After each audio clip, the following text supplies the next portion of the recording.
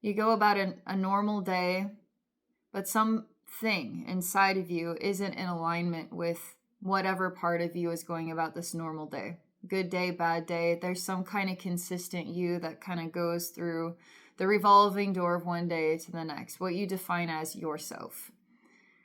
So there'll be parts of you that are sort of getting your attention. And some of them will be good, some of them won't be good.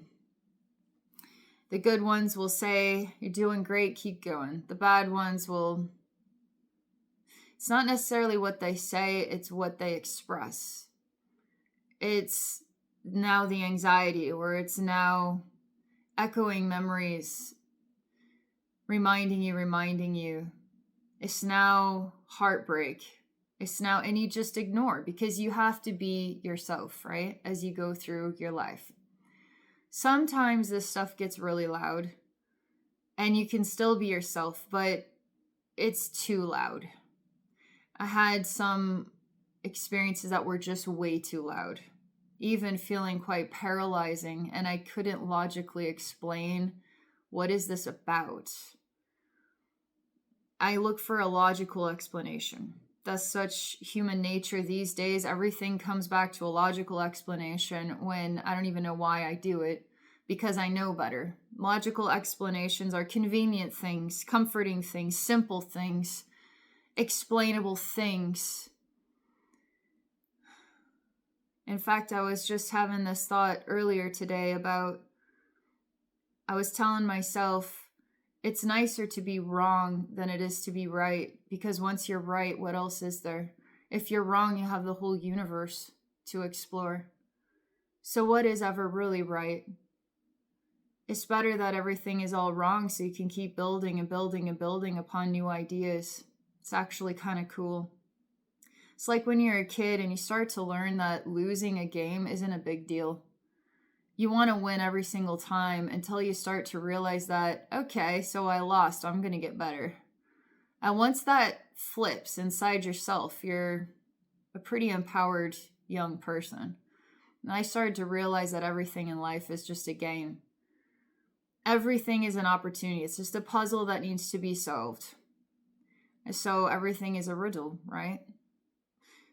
When I experience something inside myself that is reaching through my normal sense of self and is affecting me, is jarring, is creating like sensations of paralysis that make no sense, anxiety that makes no sense, self-persecution that's way unacceptable.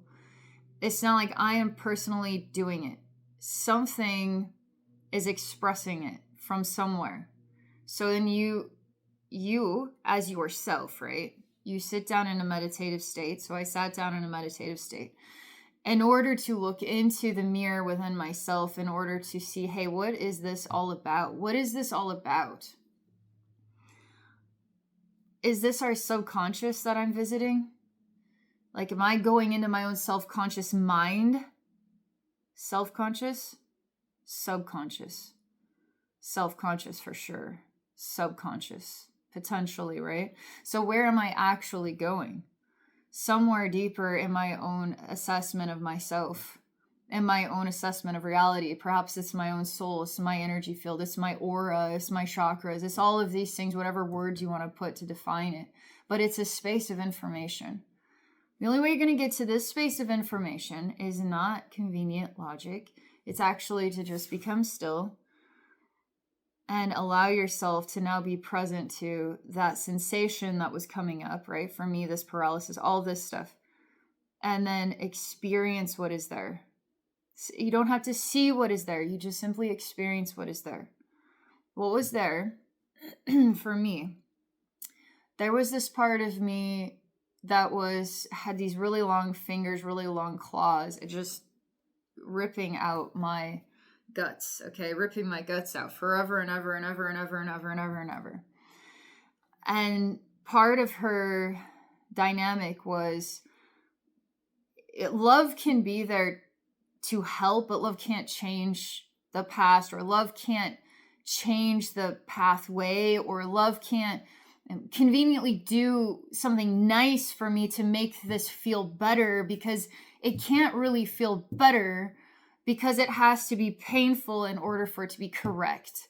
And basically it was defining it that the only way for me to cope with how painful, because it was associating with memories and experiences and trauma and hurt and all that, it's digesting. The only way to cope with the digestion is ripping apart, and death never comes. So it's one of those parts, okay?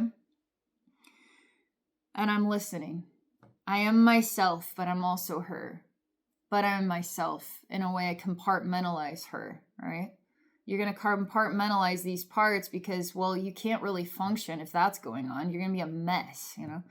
So I got to go visit this mess. And I got to go see what the trauma is there that we both need to sit with, because I'm ignoring it. I'm not dealing with some grief. This isn't convenient, like shallow grief. This is what molds and shapes you, and you feel like you lost some kind of innocence to become some, I don't know, remainder of yourself that you still have to be happy with, you know? And so this is the depths of that kind of human experience, where grief is a part of the path. It's the doorway to discovering yourself in a new way and still loving yourself, even if you've lost a lot along the way. It's still loving, but the pain is still there, right? So I sat with her, the pain, and I even went into deeper places of pain, and I wept, okay? Because when you do self-healing work properly, and you sit with grief, and you sit with parts that reflect like that, you're going to cry. Because when you go about your normal day, you don't have room for whatever this is, right? So you have to make the time to sit with this and actually participate in the subconscious or the self-conscious. Maybe too self-conscious. Where are we going now, self? What else do we have to scrutinize today? All right. Conscious of myself. All right. So we went to deeper and darker places. There's some crazy experiences that I had from this, and it's not what I've described. We're getting there, okay? Brace yourself. It's gonna be crazy. All right. I had this thought on my walk the other day, and it was about hating, okay? What it means to hate somebody, all right? And I know the situations that last for years, where you're stuffed into almost like a contorted state in the circumstances, and then you will hate the circumstances, whether that, I don't know, what is the circumstance? It could be a person, it could be a job, it could be, I don't know, debt, it could be, you know, circumstances contort you, all right? They mess you up. And so then you hate them, all right? You hate those circumstances. So I was exploring hating, and over the years, I'm so tired of whatever that, I don't want to fight that, because it's like the whole point of, I'd rather be wrong, because there's so many more opportunities to explore what could potentially be right. And that there's a lot of different pathways to what could potentially be right. And I find that more exciting than just, oh, we're done now. We know what's right. We're done. No growth. Done. So much room for growth here in the human world. All right. So I don't want to entertain that sensation. I feel like it's a waste of time and energy. I don't know what it accomplishes. And all the times that I've explored that or felt that way, it doesn't accomplish anything. It's just like a state of your existence that gets you nowhere. So what I found more appealing was to love instead. So I would send love into what then I hated, okay? And then I would send love into myself, but I would send love into the circumstance. It didn't change anything. In a way, perhaps it made me a better person. I wasn't doing it because I wanted to be the better person. I did want to explore what else there was other than hate and what that might mean to me, because this whole self conscious of self and subconscious. What is the meaning of all this is like my dynamic all the time, okay? So, hate. I was in a deeper place in my self-healing journey, and there was the presence of Hecate. So who's Hecate? I love the presence of Hecate. She represents the witchy woman, all right? But my interpretation or my experience of Hecate's reflection is she's an aged, filthy, nasty, ugly hag, okay? And she can be ugly in action, that she could be beautiful in action. And if you see through her facade, you will see something beautiful there as well. So I like her because I run into someone who's ugly. It's kind of refreshing every now and then. The first presence of Hecate was this beautiful woman, and I was annoyed because I just went through all this, like ripping my guts out, weeping, going through deeper layers, trying to heal this paralysis stuff, which was really interconnected, all these memories and things in my life story and times where I've hated, etc. And there's this woman, it's like, oh, wow, convenient. Who are you? Like, why do you have to look like that? Why do you have to look all nice and pretty and stuff? And the response was to piss you off. And I was like, oh. And then I was saying, why can't you just be an old hag? Because I'd prefer to see an old hag because I never get to see old hags very often. And that's when I was an old hag, and it was Hecate. And she was cooking up this stew. But what was in the pot? What was in the pot was me. It was my blood and my flesh, my bones was in the pot. And she asked me if I want to take a taste of myself. And I went to the pot and I looked in. I saw in myself everything that makes me good. Everything that makes me genuinely good. Another weeping moment. And she was talking to me about how good people do not hate. And that's why I could no longer hate, because it wasn't really true to myself to hate. That sometimes we have to go through circumstances in order to realize who we are, and it wasn't really for me to hate. And that's why I don't hate, because I am good, and good people do not hate. And then she takes a sip of the soup of myself, and she says, when a bad person consumes a good person, you know, what happens? Like her representing one who can hate, her representing one who can consume the flesh of another, a bad person, okay? And so a bad person consumes a good person. And what does that create?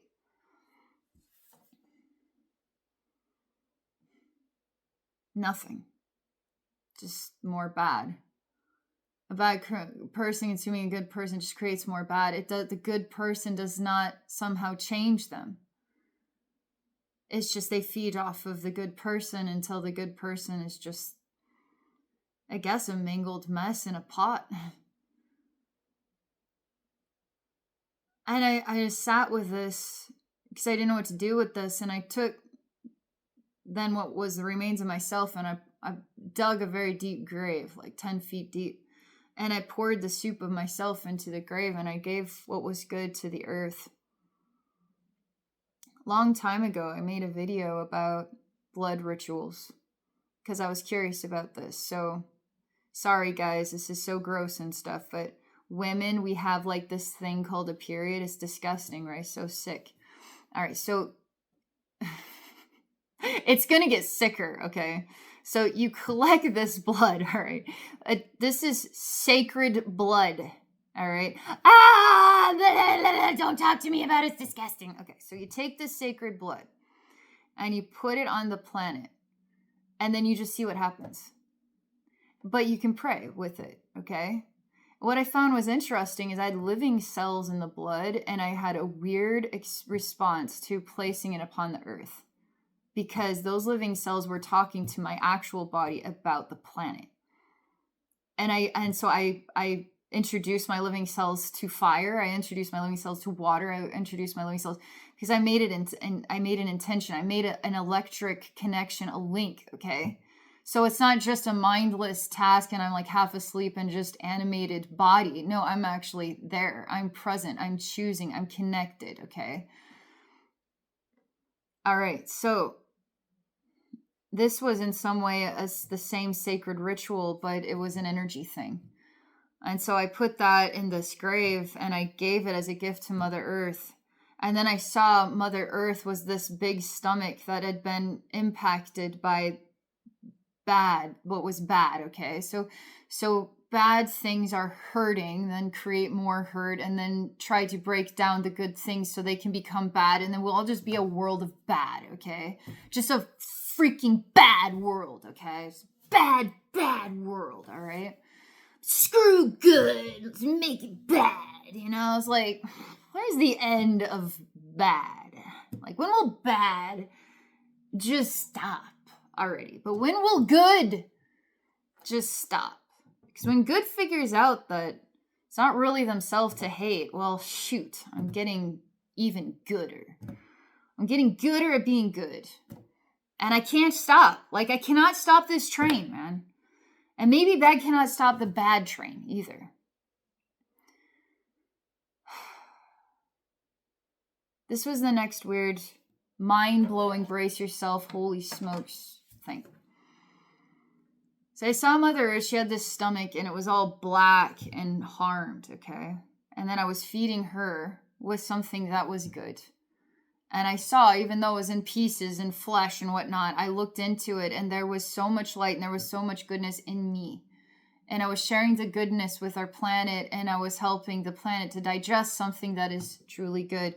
And that good helps the good then get gooder. But good feeding bad doesn't change bad for some reason. And that was perplexing too. Because then what is bad exactly, or what motivates bad, or what keeps bad, the train of bad going? Like, what motivated good and why good? And like, what is this, So this was the next thing, and Hecate is still a part of this. And it's a bit wishy-washy because my dog kept barking and distracting me, and it was time for his treat and go outside.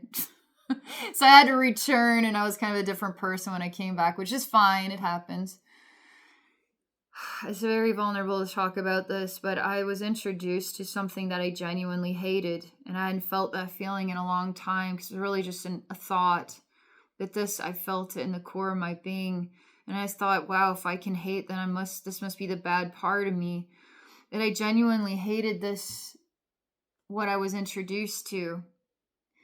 It was a new scene. It was a new introduction to where I'm going in this self-healing process, okay? And it was a space. How big is this space? Doesn't matter. I mean, it could be this big, a centimeter in size. Doesn't matter. In the energy world, a centimeter can be 10,000 universes. It just, everything is just perspective. It was a space, okay? And there was a big, dark thing made out of faces in this space. And it was all about lying. And I have a very awful, I hate lying. I hate liars. I hate lying. There's a reason, thou shalt not lie. It even makes me squirm because I am so angry about it. I hate liars. So, okay, we need to go back to the beginning here. And what makes me good? Good people don't hate. Because I was thinking maybe hate actually animates us in a way to create a block to stop that train of lying, for instance, from continuing. Maybe hate is useful. That's what I was thinking on my walk, where I was introduced to now in the self-healing. I didn't expect it. Now I'm talking to you guys about it. What do you think about it? Okay. All right. I hated this persona, and it had consumed so much time and energy wasted on lying. People lying to themselves, lying to each other, encouraged to keep lying, commercials selling you a freaking lie. That's some of the disgusting relationship I have with what that means to me. That's why you have to be brutally honest, because you'll never be yourself. And if you don't like the honest truth of who you are and nobody else likes it either, and you have to be completely and utterly alone, you're better off because you will be honest. You will be real. You'll be the only real thing. Potentially the only real thing that's left. And hopefully not. Hopefully I too and others, we can join something good or keep aspiring to be gooder, better, right? So I looked into this form and I saw all these faces, and I saw my life and times where I was a weaker person. And what animated me, because one of the biggest holes that I endured in my life, a very empty place inside myself, was I was always energy sensitive, but I felt such a shallow, fabricated, fake world that people were absorbed into and animated by, and I didn't know what made it a real world or fake world. And I was depressed, severely depressed for a lot of years, and I had tools to escape depression, right? So I liked to drink because once I hit college, I had an outlet. I had another dimension of understanding and processing, because even at that time, I was trying to understand. Even at that time, I was trying to understand if I myself could manifest my own death, or if I had a destiny, and if then I had a destiny, then I had no control over my own life. It was already decided by someone or something other than myself. I actually tried, you can call it stupid or whatever, but I tried in many different ways to put myself in bad circumstances to potentially be murdered. Or I did those things. So maybe I'm a lunatic, or maybe I'm just that deep. Anyway, that was one of my holes, all right? That was one of my weaker times in life, because once you figure it out, that I was avoiding just getting to know my raw, real self, and that was the most powerful me, and that within that me, I could discover all of this. Whole reason I'm even making this video, right, is to talk about these discoveries and these experiences of what it means to be human. I'm not blocking myself from this. I'm rich with it. I'm like full of it, okay? Full of this. And I had to learn, right? So I was influenced by this liar to adopt behaviors that then was guiding me away from being the good person or the true self. Yeah, I'm still a good person no matter what I do, but this journey takes me elsewhere. This journey takes me to something far richer and far more real and far more heavenly, because I want to know what it is. I want to find it. I want to discover it in me. I'm never going to stop. And I'm probably doing some weak stuff even right now. And maybe I'm aware of it. Don't want to tell you guys what it is yet, but there's some things I guarantee I'm not aware of. And that's where I'm okay being wrong, you know? But this is my real authentic experience. It's the only thing that I can put words to, is I had this experience and this is how it went. This is what it meant to me. There you go.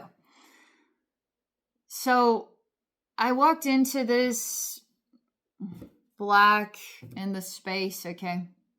And I walked into it and I was present with it. I didn't know what really to do. It's full of people, full of holes that were leaning in whatever direction. And it was all about lies and all the ways that we work through this life by working in between, you could say, fantasy and authenticity. It's kind of like part of the human world in some way. And there's a lot of disappointment in how I see the world struggling, and the time and the energy we're putting into continuing to animate this energy is not bringing us closer to heaven. Just like I wasn't bringing myself closer to the heaven of myself, even if I struggled to this very day. And I probably will continue to struggle, because it's kind of the human experience to struggle. But there's layers we're shedding. And I don't know what comes after this part, because there was only so many interruptions, and I said, I feel like I've come full circle on this, and I'm just gonna let myself digest it. And then I was like, okay, here's one of those moments where I have an experience and I can just reflect on this subtly for years and years to come and never say a word. Or I could offer this, to you guys, and perhaps there's value to getting to know what it is like to be someone like me, having these kinds of experiences, how I deal with them, how I navigate them, what they speak to me, questions that I have, ways I've lived my life. So that's all I have to say about that. So as this person who's talking to you right now, I figured something out. I figured out how to become still and how to listen inside myself, and how to access places, energy spaces within myself, living parts of my own thoughts or memories or animated parts of me, and contained spaces, just so I can function as my normal self, or whatever you define that as. And those parts have a voice, and those parts, when you go visit them, you're liberated from something. Because sometimes the greatest love isn't necessarily fixing anything. It's just being present and being a good listener, and having the awareness that listening and that presence and that care actually existed for you. And it challenged you too. Like Hecate was challenging me, and I was like thankful for it. And I was thankful for the weird conversation. I was thankful for the reminder about Mother Earth and the weird blood ceremonies. And I was thankful for this weird, I hate this lying frequency, this frequency that absorbs people and gets us lost in these weaknesses. And we are animated like puppets by our weaknesses, until we start to wake up and say, wait a second. Let's grow, Let's continue to grow through this, grow beyond this, see who we are on the other side of this. I still don't have an answer to bad versus good. I just have this to offer. And if you need help navigating your own energy situations, I do this for a living. So you can book a session, 15 minutes or 30 minutes or 60 minutes, and we'll just take the time to look. And for me to share with you what I see. And for me to shine a little light into a dark place in your life. Because we all can use that, right? So if you want to book a session, Abbey Normal, that's me. Abbey Normal's Wisdom Quest. That's my life. So abbeynormalswisdomquest.com. You can book a session there. Thank you so much for watching, and have an awesome day.